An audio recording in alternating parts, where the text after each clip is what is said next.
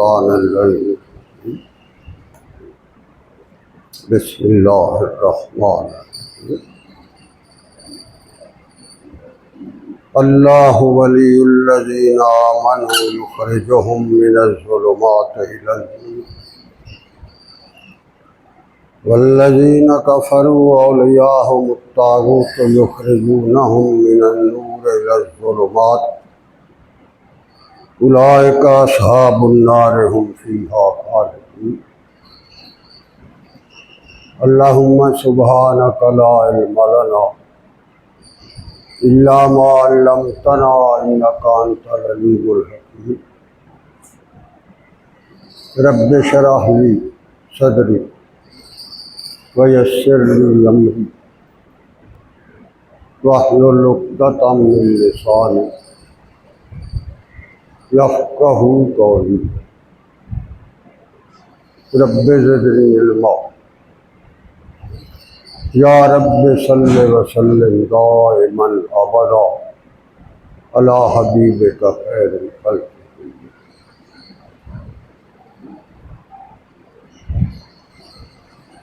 واجب التکریم والاحترام معزز حاضرین و ناظرین کرام، اس کائنات میں سب سے بڑا حق اللہ کی طرف سے وہ پیغام ہے، اس کا وہ احسان ہے، اس کا وہ قرآن ہے، اس کا وہ کلام ہے،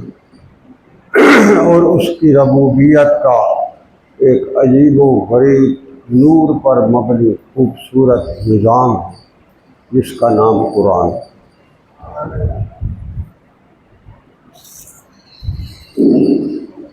انسان کے پاس آج کے دور میں خاص طور پر اپنی معلومات کے لیے بہت عجیب و غریب ذرائع آ گئے، اس کے دماغ کے اندر بڑی وسعت آ گئی ہے، اس نے اپنے لیے بہت کچھ تحقیق کے بعد ایسے حساس آلات ایجاد کر لیے کہ وہ یہاں پر بیٹھے ہوئے آسمان کی وسعتوں میں تیرتے ہوئے چاند ستاروں کی حرکات کو بھی دیکھ سکتا ہے، مگر یہ بات ہمیشہ یاد رکھے کہ سب سے بڑا حق وہ ہے جو اس ساری کائنات کے بنانے والے نے بتایا۔ کائنات میں جو کچھ ہو رہا ہے اس کی مرضی اور حکم سے ہو رہا ہے، اور جو کچھ وہ چاہتا ہے وہ ہو پاتا ہے، اور جو وہ نہیں چاہتا ساری دنیا زور لگا لے وہ نہیں ہو پاتا۔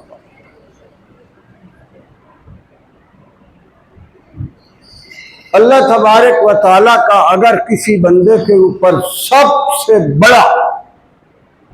اس جہان کی زندگی میں سب سے قیمتی اور سب سے نایاب کوئی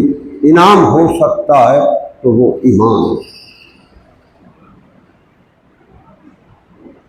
اگر یہ نہ ہو اور دنیا میں سب کچھ ہو تو سوائے اس کا انجام جہنم کی آگ کے دیکھتے ہوئے انگاروں کی اور کچھ۔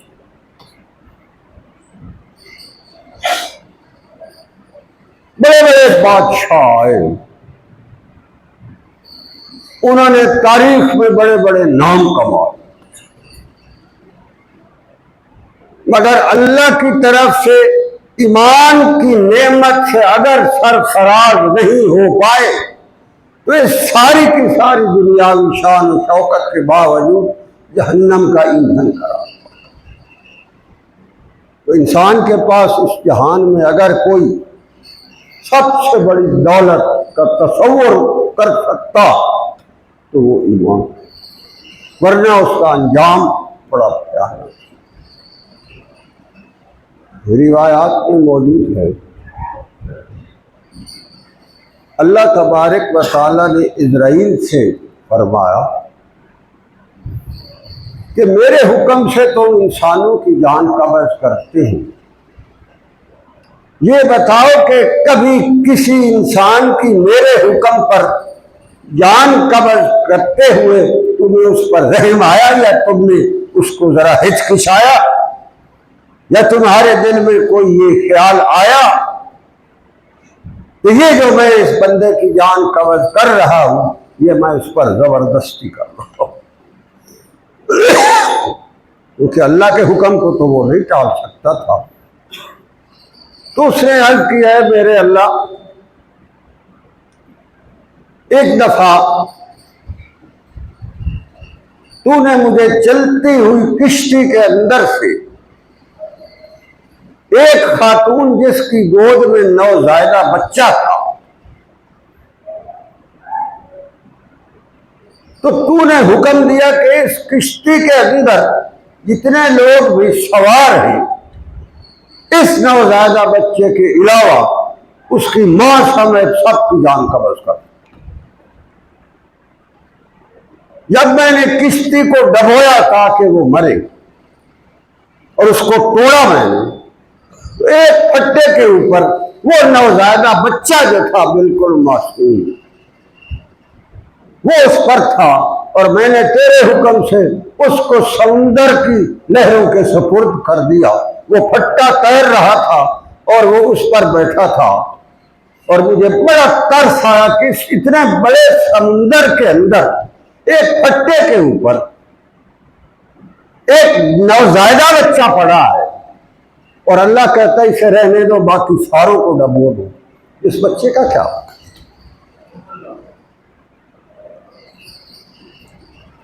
تو اس کا مجھے بڑا جب وہ سین مجھے یاد آتا ہے تو اللہ میں بھی تڑپ اٹھتا۔ یہ روایات مستند ہے۔ میرے اللہ نے فرمایا تو اسے دیکھنا چاہتا اس وقت کی سال میں؟ اس نے عرض کیا اللہ مجھے یہ فرمائے کہ وہ جو بچہ تھا اس کو تو نے کیسے زندہ رکھا اور اپنی قدرت سے؟ اللہ نے فرمایا اسرائیل اس بچے کو جو تو نے پھٹے پر لٹایا تھا میں نے سمندر کی لہروں کو حکم دیا کہ اس کو لے جا کر فلاں جزیرے کے کنارے پر رکھ۔ وہ پھٹا تیرتا ہوا آیا، لہروں نے آ کر اس پھٹے سے اس بچے کو اٹھا کر ساحل سمندر پر پھینک دیا۔ وہ ایک جزیرہ تھا، وہاں کوئی انسان اور نہیں تھا۔ میں نے اس کو جنگلی جانوروں کے دودھ سے پلوایا، ان سے حفاظت کروائی۔ اس کے بعد اس کو میں نے انسانیت کے مختلف مراحل سے، لڑکپن سے، بچپن سے، پورے اس بھیانک جانوروں کے جنگل میں نے اس کی حفاظت فرمائی۔ اس کو واپس میں ایک سمندری قافلے کے ذریعے زمین پر لایا، پھر اس پر میں نے اپنا انعام عطا فرمایا، اور میں تجھے بتاؤں وہ کون ہے اور کس حال میں۔ اسرائیل نے عرض کیا اللہ مجھے دکھائیے۔ فرمایا جاؤ تم پہچان جاؤ گے، عراق میں بادشاہت کے تخت پر بیٹھا ہوا آج وہ نمرود ہے اور خدائی کا دعویٰ کیے بیٹھا۔ جاؤ دیکھو اس کو جس کے اوپر تو بھی ترس کھا رہا تھا، اور میں نے اس کے اوپر رحم کر کے سمندر کی لہروں کی ذریعے اس کی حفاظت کروائی، جنگلی جانوروں سے اس کو دودھ پلوا کر اس کو میں نے بڑا کیا، پھر اس کو میں نے اس جزیرے سے نکال کر زمین پر لایا، اور جب وہ بڑا ہو کر آیا تو اس نے میرے مقابلے میں آج خدائی کا دعویٰ کر رکھا، میرے خلیل سے ٹکر لے رکھی ہے، اور اس کو بڑے دربار میں کھڑے ہو کر کہتا ہے میں رب۔ اذ قال ابراہیم ربی الذی یحیی و یمیت قال انا احیی و امیت۔ قال ابراہیم فإن اللہ یأتی بالشمس من المشرق فأت بها من المغرب فبہت الذی کفر۔ ابراہیم علیہ السلام اللہ کا خلیل العظم رسول اس کے سامنے کھڑا ہوا ہے، اس کو اللہ کی توحید کا اعلان کر رہا ہے، اس کو بتا رہا ہے کہ زندگی کی باغ ڈور اس کے ہاتھ میں ہے، تو اپنی ابتدا دیکھ جب تو بچہ جزیرے میں بے یار و مددگار پڑا ہوا تھا۔ 400 سال اس کی عمر ہوئی اور اخیر انجام کیا ہوا؟ اللہ تبارک و تعالیٰ کے سامنے آنے کی وجہ سے مچھروں کی یلغار نے اس کی ساری فوج کو تباہ کر دیا، اور ایک مچھر جو اس کے دماغ میں گھسا، اس مچھر کی وجہ سے وہ جوتے کھا کھا کر بڑے دربار میں مر گئے۔ کیا فائدہ اس بات سے؟ سوچنے کی بات ہے میرے بھائی۔ اللہ کہتا ہے میرے نزدیک اس روئے زمین پر وہ انسان کہیں بہت ہی عظیم الشان مجھے پیارا لگتا ہے، میں اس کے ساتھ دوستی لگا لیتا ہوں، جس کے دل کی گہرائیوں کے اندر جب اس کا دل دھڑکتا ہے تو میرے نام پر دھڑکتا ہے، اس کا جو سانس آتا اور جاتا ہے اس میں میرے نام کی خوشبو ہوتی ہے، اور وہ میرا ہو کر اس جہان میں رہتا ہے، میرے اوپر ہر حال میں راضی رہتا ہے۔ اللہ کہتا ہے زمین پر میں اس کا دوست بنتا ہوں۔ اللہ ولی الذین آمنوا، ولی دوست کو کہتے ہیں۔ اللہ کہتا ہے میں اس کے ساتھ بڑی دوستیاں لگاتا ہوں، دوستیاں نبھاتا ہوں، دوستیوں کے میں بڑی لاج رکھتا ہوں، میں دوستیاں پالتا ہوں، جس کے دل کی گہرائیوں میں میرے ساتھ ایمان کی حالت میں ہوتا ہے۔ میرے بھائی آج کے دور میں لوگ ایمانوں کے سودے کرتے ہیں، ٹکوں پر بکتے پھر رہے ہیں، دنیاوی اقتدار کے لیے اللہ کے دین کی عظمتوں کے سودے کرتے ہیں، قوم اور ملکوں کے بندوں کو گمراہ کرتے پھر رہے ہیں، اور اس میڈیا نے آ کر جلتی پر تیل کا کام کیا۔ ایسے ایسے عجیب و غریب نظریے آ رہے ہیں، آپ یقین کریں سن کر راتوں کی نیند اڑ جاتی ہے۔ یہ بندہ جب کل کو اللہ کے حضور حاضر ہوگا تو وہاں کیا ہوگا؟ میرے بھائیوں، اپنے ایمانوں کی حفاظت اور ایمان کی حفاظت کے لیے کوئی اور معیار مت بناؤ۔ اگر ایمان کا کوئی کسی سے گر سیکھنا ہو، سلیقہ سمجھنا ہو، اس خزانے تک پہنچنا ہو، محمد رسول اللہ کے فیضان نظر کی طلب ہو، تو میں کہتا ہوں اس روئے زمین پر سب سے بڑھ کر ابو بکر صدیق رضی اللہ عنہ کا دامن تھام لو، وہ تمہیں ایمان کی بہار بتا دیں۔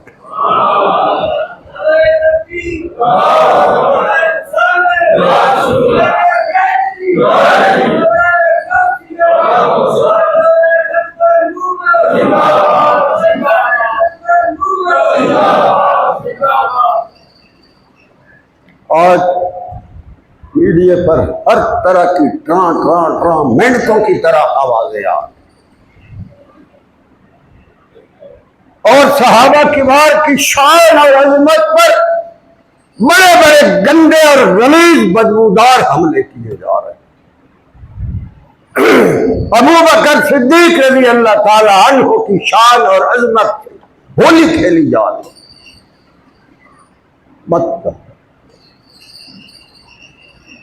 اس ہستی کے ساتھ آپ صلی اللہ علیہ وآلہ وسلم کا معاملہ کیا تھا، ذرا تصور لگاؤ۔ آپ صلی اللہ علیہ وسلم کے آخری ایام، اس جہان سے روانگی کی تیاری ہے، ریاض الجنہ میں حجرہ صدیقہ رضی اللہ تعالی عنہا ہے۔ سارا عالم پریشان، صحابہ کرام کی ہوائیاں ہوئی، مسجد نبی کے اندر بیٹھے ہیں، اذان ہو گئی، آپ صلی اللہ علیہ وسلم کے حجرے کی طرف سب کی نگاہیں کہ کب وہ ہستی نمودار ہوگی، اور اس ہستی کی امامت سے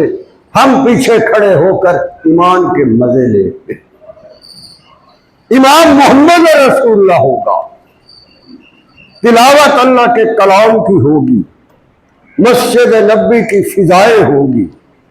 مدینہ شریف کی ہوائیں ہوگی، اور جب آپ صلی اللہ علیہ وسلم کی آواز گونجے گی تو اس وقت فرشتے بھی اٹھ اٹھ کر ہم پر پر بچھا دیں۔ یہ انتظار ہے۔ جب دیر ہوئی تو حضرت بلال رضی اللہ تعالیٰ عنہ تھے، آپ صلی اللہ علیہ وسلم کے دروازے اقدس کے اوپر کھڑے ہو کر آواز دی، الصلاۃ، نماز یا رسول اللہ کا ٹائم ہو گیا۔ صحابہ دیکھ رہے ہیں کہ کب آپ جلوہ افروز ہوتے۔ آپ صلی اللہ علیہ وسلم کو عائشہ صدیقہ رضی اللہ تعالیٰ عنہا نے عرض کی، یا رسول اللہ، بلال آ کر کہہ گئے ہیں صلاۃ، نماز کا ٹائم ہے، مگر آپ کی طبیعت ناساز ہے، کمزوری بہت ہے۔ صحابہ باہر انتظار میں ہے، مسجد نبی کی فضائیں آپ کی آواز سننے کو بےتاب ہے، اب کیا حکم ہے؟ آیا میں کہتا ہوں کوئی ایمان کی بہاریں اگر لوٹنا چاہتا ہے تو اس کو ابو بکر صدیق رضی اللہ تعالی عنہ کے دامان کے ساتھ چمٹنا پڑے گا۔ آپ صلی اللہ علیہ وسلم نے جب یہ سنا تو ارشاد فرمایا، مروا ابا بکر فلیصلی بالناس، حدیث مبارک کے الفاظ، ابی بکر کو بتاؤ میری طرف سے کہ لوگوں کو نماز پڑھائے۔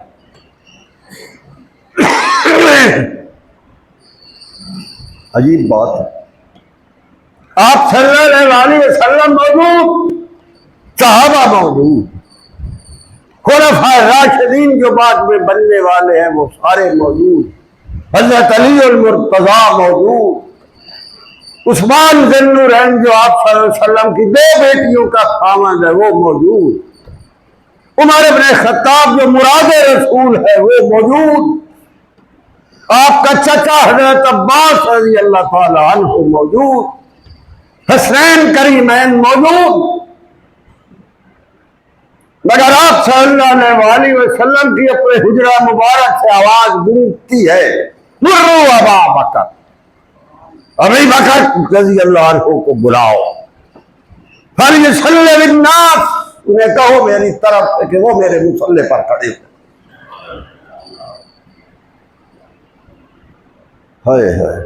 عائشہ صدیقہ رضی اللہ عنہا نے عرض کی، یا رسول اللہ، میرے ابو جب یہ دیکھیں گے کہ جس مصلی پر آپ جلوہ افروز ہوتے تھے آپ نہیں ہیں تو وہ تو گھبرا، وہ تو نماز ہی شاید نہ پڑھا سکے۔ آپ حضرت عمر بن خطاب کو کہہ دے، وہ کھڑے ہو جائے۔ فرمایا نہیں، مروا ابا بکر، آج میرے مصلی پر اپنی زندگی میں ابو بکر کو کھڑا کروں گا۔ لوگوں اپنے ایمانوں کی حفاظت کریں۔ آپ صلی اللہ علیہ وسلم کا فرمان ہے، اس جہان میں جس بندے نے میرے ساتھ اپنی بساط کے مطابق جو بھی بھلائی اور نیکی کی ہے میں نے اس کا احسان کا بدلہ اسی جہان میں ہر ایک کو دے دیا ہے، الا ابا بکر۔ ابا بکر صرف ایسا انسان ہے جس کے احسانوں کا بدلہ ساری خدائی کے سامنے اللہ کے حضور میں اس کو جنت میں دلواؤں گا۔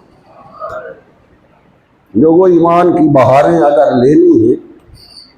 تو ان ہستیوں سے، اللہ کہتا ہے جس کے اندر ایمان کا یہ طوفان ہوتا ہے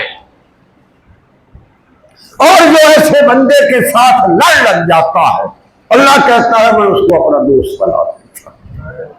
اللہ ولی الذین آمنوا، ایمان کی شرط اللہ نے لگائی ہے اپنی دوستی کے لیے۔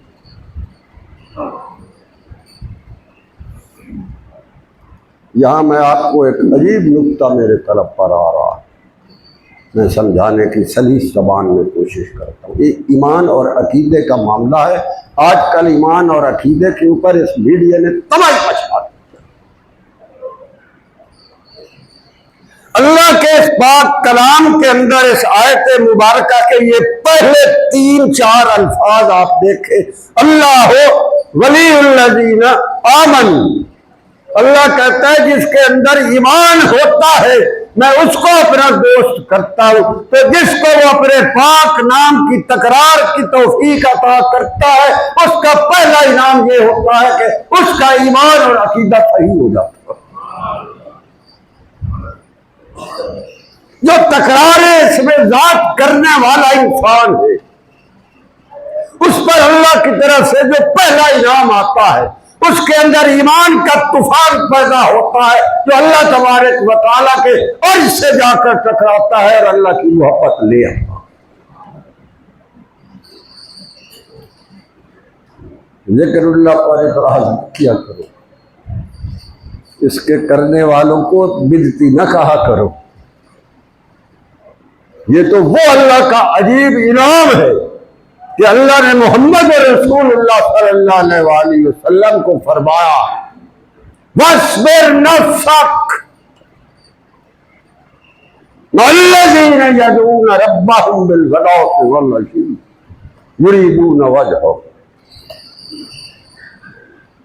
کہتا میرے محمد صلی اللہ علیہ وآلہ وسلم اگر کسی وقت آپ کو زمین پر ایسے درویش نظر آ جائیں جو میرے پاک نام کے ذکر کی محفلیں سجائے بیٹھے اور میرے پاک نام کے اس میں ذات کی تکرار سے اپنی سانسیں مہکائے بیٹھے اور اللہ اپنے پاک نام کی برکت سے اس پر اپنے ملائکہ کے ذریعے نور کی برسات برسائے بیٹھے۔ وَاصْبِرْ نَفْسَكَ، میرے محمد صلی اللہ علیہ وآلہ وسلم اگر کبھی کہیں آپ کو ایسے درویش زمین پر ذکر کرتے ہوئے نظر آ جائے تو آپ سارے کام چھوڑ کر ان کی محفل میں تشریف لے جائیں۔ عجیب بات ہے، اللہ کا نام ہوگا اس محفل میں، ملائکہ کا جب گھٹا ہوگا، فرشتوں کی قطاریں اس سے لطف اندوز ہو رہی ہوں گی اور اس میں محمد رسول اللہ کی نبوت کا فیضان بھی ہوگا، تو اس کا مطلب یہ ہے کہ اللہ اس سے دوستی لگا دے۔ تو اللہ کہتا ہے میری دوستی اگر چاہتے ہو ولی الذین آمنوا،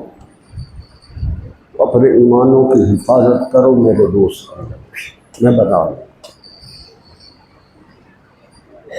صحابہ کبار کی ذات مطہر و مقدس پر تبرہ آج کے کافر کا فیشن بن گیا۔ خلفائے راشدین والمہدیین کی عظمت کا انکار آج کے نام نہاد کافر کا معمول بن گیا۔ خاص طور پر صدیقہ کائنات عفیفہ امت محمدیہ عائشہ صدیقہ رضی اللہ تعالی عنہا کی شان اور اقدس پر تبرہ اور بکواس یہ آج کے مسلمان کہنے والے کا شیوا بن چکا ہے۔ قرآن کی روح سے وہ پکا کافر، لا ریب کافر۔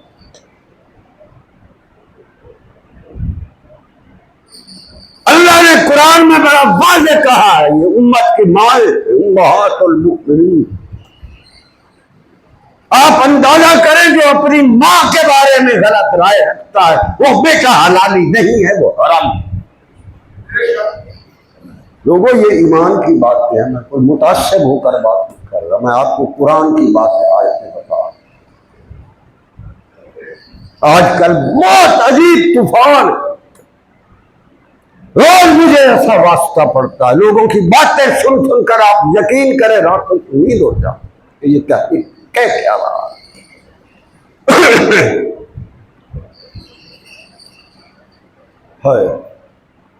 عرض میں یہ کر رہا تھا، اللہ کے رسول صلی اللہ علیہ وسلم نے اپنی حیات مبارکہ میں ابو بکر صدیق رضی اللہ عنہ کو مسجد نبی کی محراب میں اس مصلی پر کھڑا کیا جس مصلی پر آپ صلی اللہ علیہ وسلم نے خود 10 سال نماز پڑھی۔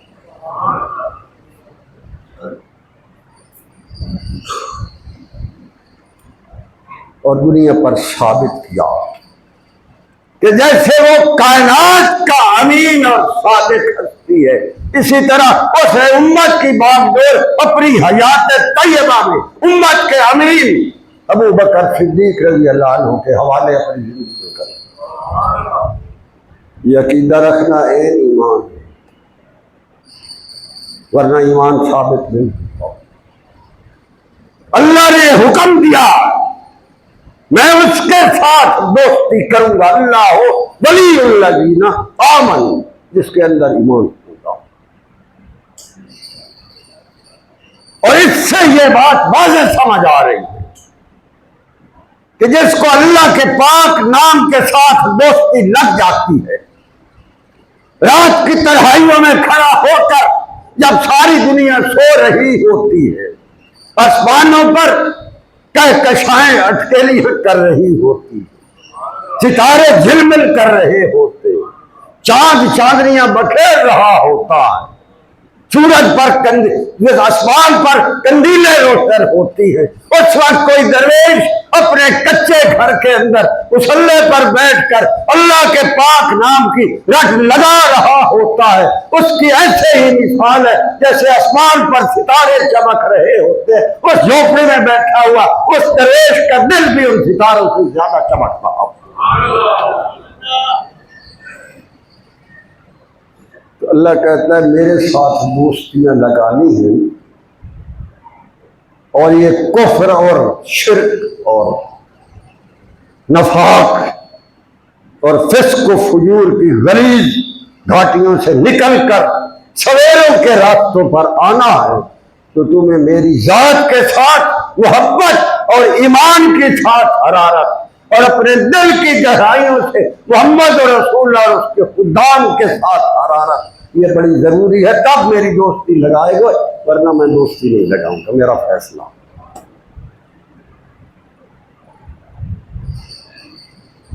میرے بھائی، اللہ کے پاک نام کی ذکر کو لازم ہے،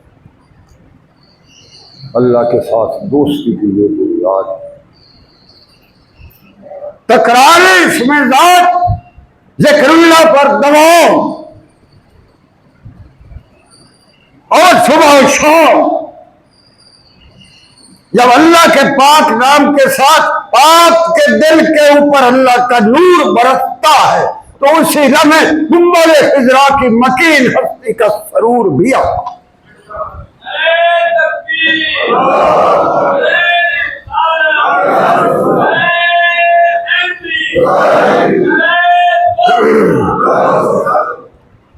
عرض میں یہ کر رہا تھا کہ اللہ نے اپنے پاک کلام میں فرمایا ہے وَاصْبِرْ نَفْسَكَ، میرے محمد صلی اللہ علیہ وسلم آپ بھی ان درویشوں کے پاس تشریف لے جایا کرو جہاں میرے پاک نام کا ذکر ہو رہا ہے۔ ایک مسئلہ اور میں عرض کروں، یہ عقیدے کی بات میں کر رہا ہوں۔ آپ صلی اللہ علیہ وسلم اس وقت عالم برزخ میں جلوہ فروز، اس جہان سے تشریف لے جا چکے، ہماری آنکھوں کے سامنے نہیں، مگر گنبد خضرا کے مکین اسی طرح اس برزخ کی حیات میں ہے جو حیات اللہ نے اہل برزخ کو رکھی۔ اب قرآن کی آیت آپ پڑھیں واضح فرما رہی ہے کہ آپ ایسے لوگوں کی مجلس میں تشریف لے جایا کریں جہاں میرے پاک نام کا ذکر ہو رہا ہو، اور اگر آج کوئی کر رہا ہے تو آج تو آپ صلی اللہ علیہ وسلم یہاں ہمارے درمیان نہیں ہے، تو پھر آپ صلی اللہ علیہ وسلم کیسے موجود ہیں؟ جبکہ آیت تو کہتی ہے آپ وہاں جایا کریں جہاں ذکر ہو رہا۔ آپ یقین کریں زمین کے جس کونے پر آج بھی اللہ کے پاک نام کا ذکر ہو رہا ہوتا ہے، اسی لمحے اس کے اوپر محمد رسول اللہ کی نبوت کے فیضان کی برسات کی برستی۔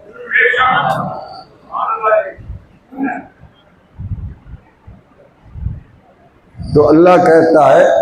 اپنے دل کے اندر کوئی میرے پاک نام کے ذکر کی اور میرے محمد صلی اللہ علیہ وسلم کے نبوت کے فیضان کی کوئی ایسا چشمہ جاری ہو جاتا ہے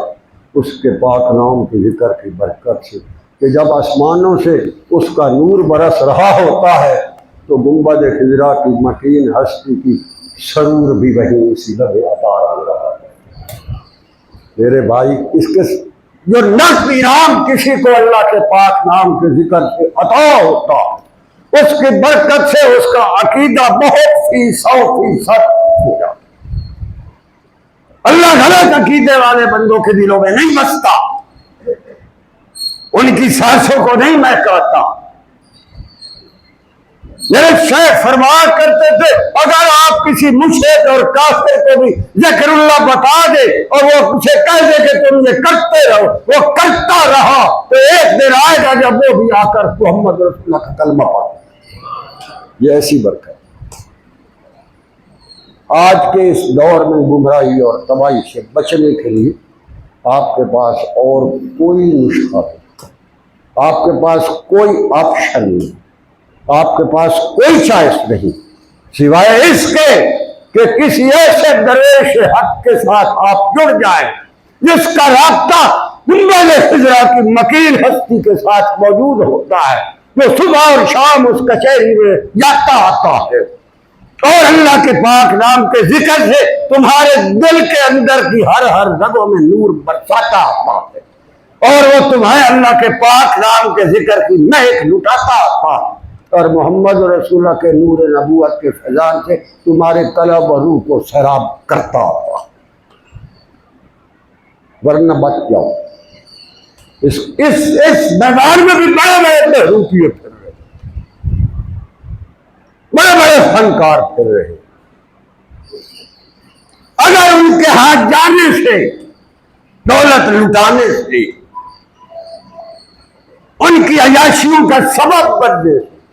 جس کے دل کے اندر اللہ نے اتنی غیرت تک پیدا نہیں کی کہ وہ اللہ کے دین کی عظمت اور تقدس کا اس میں بعد محراب نبی پر کھڑے ہو کر اللہ کے دین کی عظمت اور تقدس کا پیغام دے سکے، وہ پکا بیان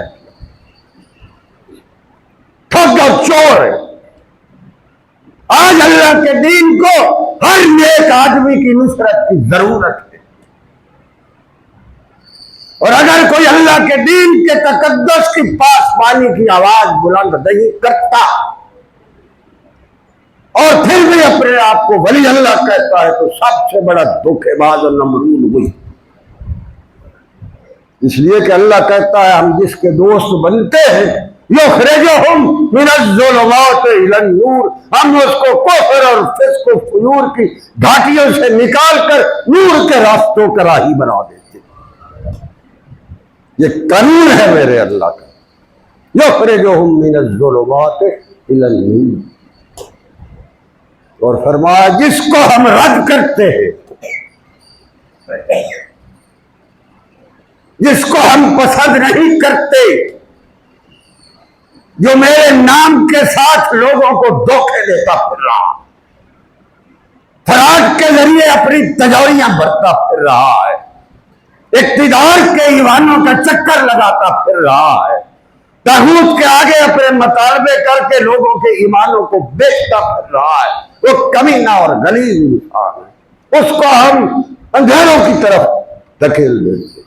الذین کفروا اولیاءہم الطاغوت، جو طاغوت کا پجاری ہے، اللہ کے ساتھ دوستی چھوڑ کر غیر اللہ کے ساتھ لگائے پھر رہا ہے، اللہ کہتا ہے وہ اس کا انجام کفر ہے۔ والذین کفروا اولیاءہم الطاغوت، وہ طاغوت کا حواری ہے، دنیا داری کا پجاری ہے، اللہ کے دین کی عظمت کا فراری ہے، محمد رسول اللہ کی نبوت کے فیضان کا بازی۔ اولیاءہم الطاغوت، وہ طاغوت کا پجاری ہے، ہمارا نہیں۔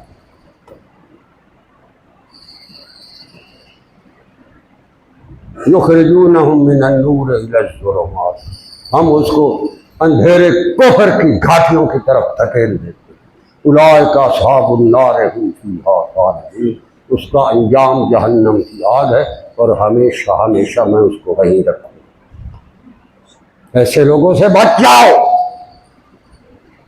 چند ٹکوں پر اپنے ایمانوں کا سودا رکھو، اللہ کے دین کے ساتھ وفا کرو، محمد رسول اللہ کے سنت خیر الانام کے ساتھ اپنی زندگیوں کو جوڑ دو، خلفائے راشدین والمہدیین کی خاک پاک کا ذرا بن جاؤ، اہل اللہ کی جوتیوں کو اٹھا کر اپنے سروں پر باندھ لو، ان کی برکتوں کے نتیجے سے تم کفر اور گندگی اور ہلاکت کے اندھیروں سے نکل کر نور کے سویروں کی طرف چل جاؤ۔ یہ اللہ کا وعدہ ہے۔ اللہ کریم ہم سب کو توفیق عمل عطا فرمائے۔ وآخر دعوانا